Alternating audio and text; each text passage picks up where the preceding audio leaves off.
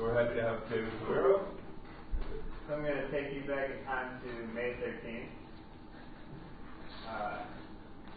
You can deal with that. This is a talk about joint work with Matt Ballard and Lyudmila Kachikov. So Lyudmila gave a talk yesterday, and actually, sorry, that's from a different paper. So this is more work with Lyudmila. Okay, and now it's on the archive. Okay, so the basic motivation was work of Toby Dickerhoff and Dima Orlov. So first, theorem of Dickerhoff. If you have f and f prime isolated singularities, and you consider the category of matrix factorization associated to these polynomials, then you can have a model for basically the product of these categories as DG categories, which is just you tensor the two rings and you take the difference of the potentials or sum the potentials. So this is the sign is just a convention for this is functors between the categories, and this is the tensor product of the categories. Okay, so in other words, the functors between matrix factorizations can be realized as another category of matrix factorization. So that.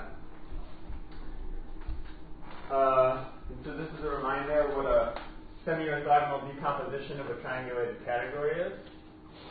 It's basically a way of decomposing a category so that morphisms only go in one direction.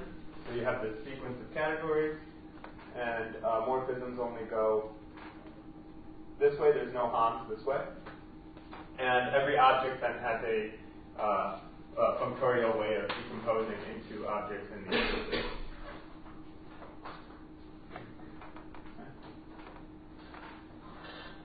Okay, so this is the theorem of Orlov. Is that there's a comparison between categories of matrix factorization and derived categories of coherent sheaves on spaces. Basically, in the case of a hypersurface and projective space, when you're Fano, then this category of matrix factorizations is a sort of a full subcategory of the category here, or in other words, a semi-orthogonal component. When you're Calabi-Yau, it's an equivalent, and then it reverses when you become general type. You have so what I mean here by K is the residue field has a realization, the stabilization of the residue field is a matrix factorization, and so you have this, the matrix factorization together with some number of graded shifts of it, and then you have the category as a component of the matrix factorization category. So it flips around. Okay, so the question that we tried to answer in this paper is what is the analog of Dickerhoff's result in the case of graded matrix factorizations? And so then you can use Orlov's theorem to sort of compare what does this mean, right, in terms of geometry. Because we know that if you have two categories of spaces, then there's a nice geometric model for the product, which is the product of the space. Okay. So the theorem is you take M and M, so M and M prime, so you have two rings, you have two grading groups, and you have two homogeneous potentials, okay, satisfying some support condition. And when you want to take, so So then the theorem is really similar to Toby's theorem. You just tensor the rings. So what's the category of functors between these categories of now graded matrix factorizations? That's the only difference, is that these rings are now graded and these potentials are homogeneous. Well, it's the same thing. You tensor the rings, you take the difference of the potentials, and now the grading group is sort of the interesting part.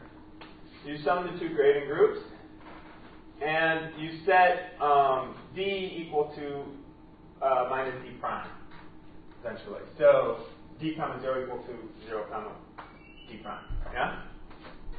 So what is that doing? That's just the minimal relation to make this potential homogeneous.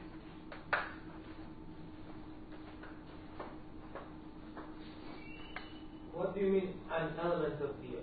What does that mean? Sorry? F is an element of D? So yeah, this is notation. This is just F is in the Jacobian, so that the Turina algebra equals going on.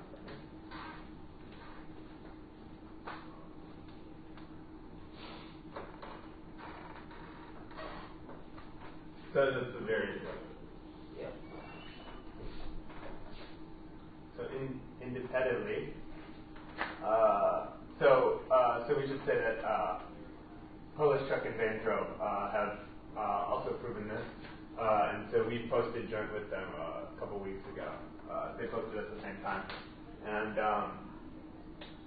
so they prove it in their case where the singularities are isolated and the abelian groups are rank 1.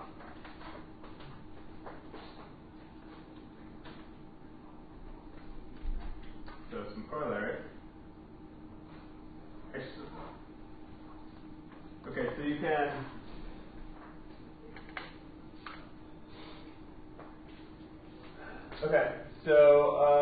you can compute Hochschild homology using this model for the functor category.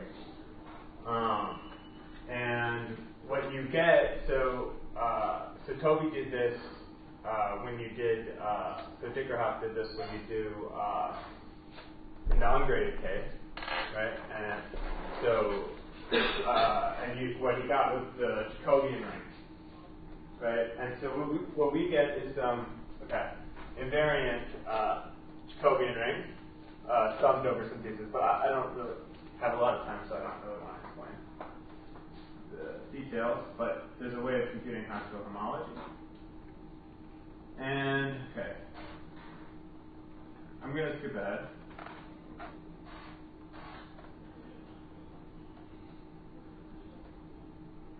So to get that, because I want to get to some examples. Okay?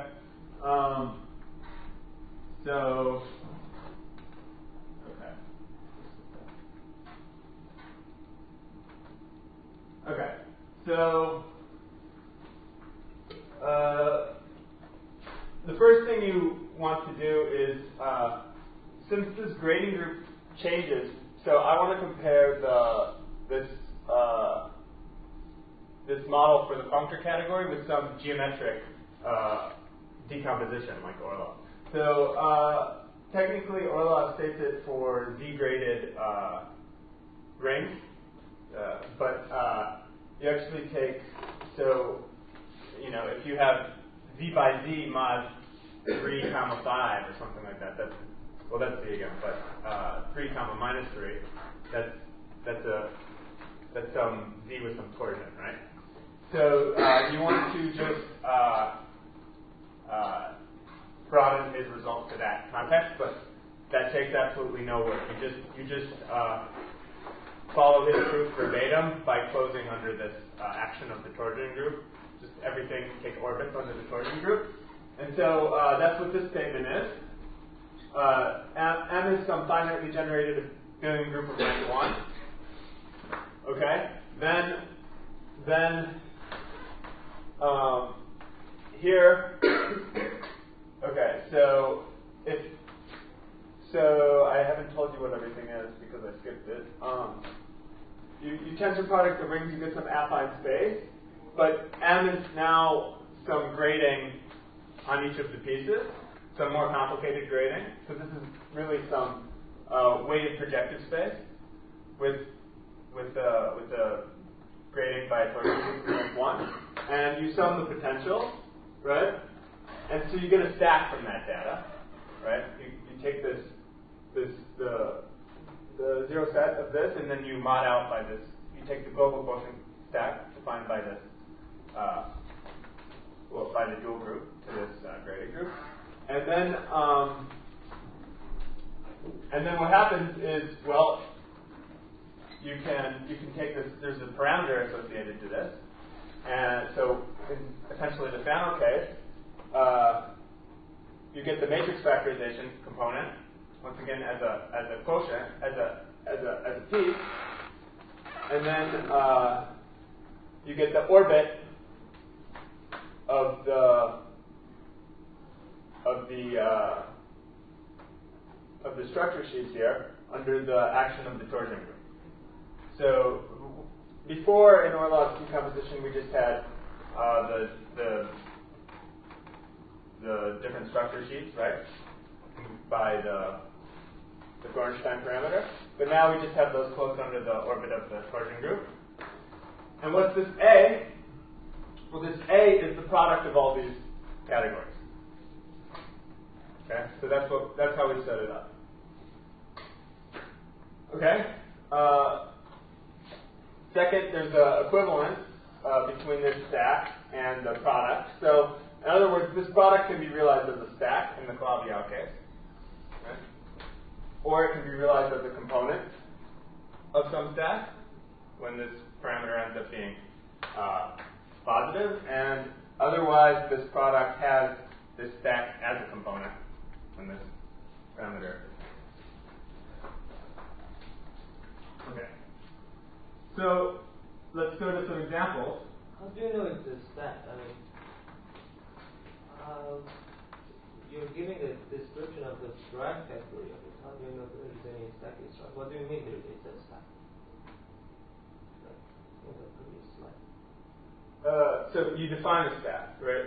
So you have some potential, and you have some affine space, and you have some group action. You want to in this stack? You just take the global quotient stack to the zero set by the dual group to the gradient. And that's the stack. And so that's what naturally happens when you the point was that the grading group was altered, right? So you get some more complicated grading on your product. And so you just take a stack and then you do Orlov's theorem for the stack.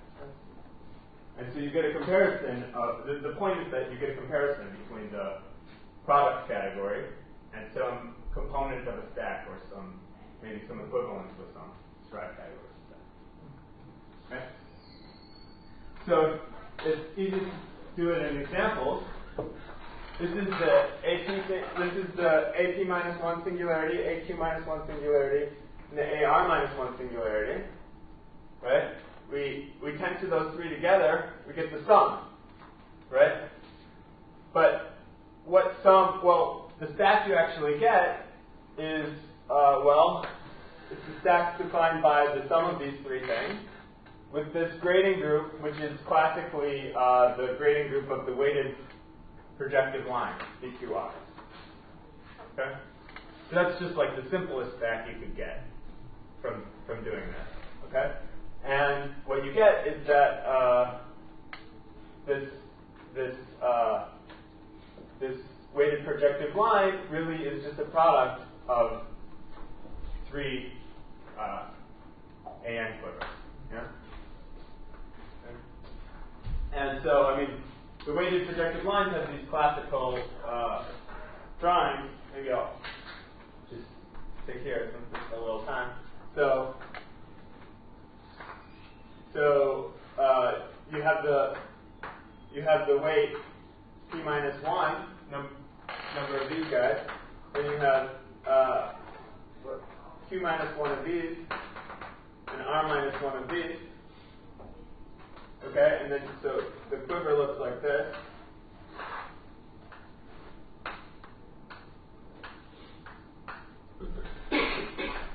Okay, and so this quiver will either be a component of the product of these squivers, or vice versa, this product will be a component of this quiver, or they'll be mutations of one another, depending on your parameters. So I have some examples here. Okay? So let's take 2, 3, 5. Okay? So that's A1 by A2 by A5. So A2 by A5.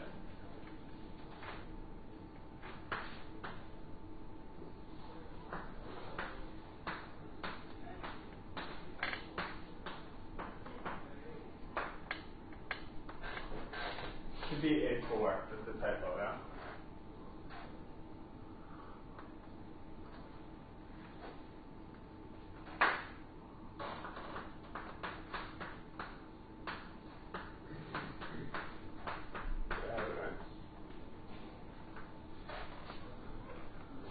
Okay? And when you compute what this Gornstein parameter is, it's 1. So I actually have this written incorrectly. So this actually is a mutation of the AA quiver. Okay? And then when you kill one, you get the E8 quiver. And then when you kill one, you get the mutation of the E7 quiver. So I guess I'm out of time. But yeah, the basic point is that you can enhance this matrix factorization category to the graded case, and then you get all these geometric pictures. But I think that's about right. Okay.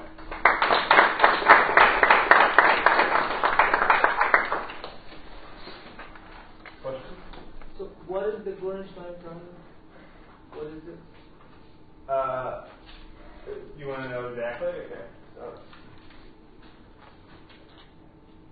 Okay. So yeah, I shouldn't have skipped this maybe. So you have a collection of hypersurfaces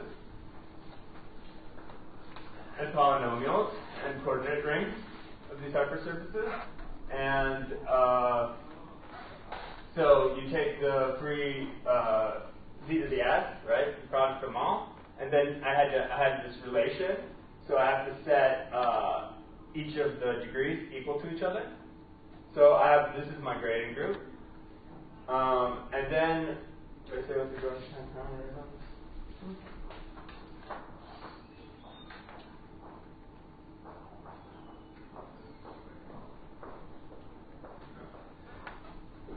Okay, so what it is what's the Gornstein parameter for this weighted projective stack? It's just the sum of the basis guys, okay? And then you have to subtract by adjunction, you have to subtract the degree of the potential. So that is this, except they're all equal, right? So you just choose T1, E1. So the Gornstein parameter is something like E1 plus En minus T1, E1. But these are all the same. So geometrically, it's what the degree of the engine canonical bundle, right? okay. So it's telling you how positive and negative the engine canonical bundle is.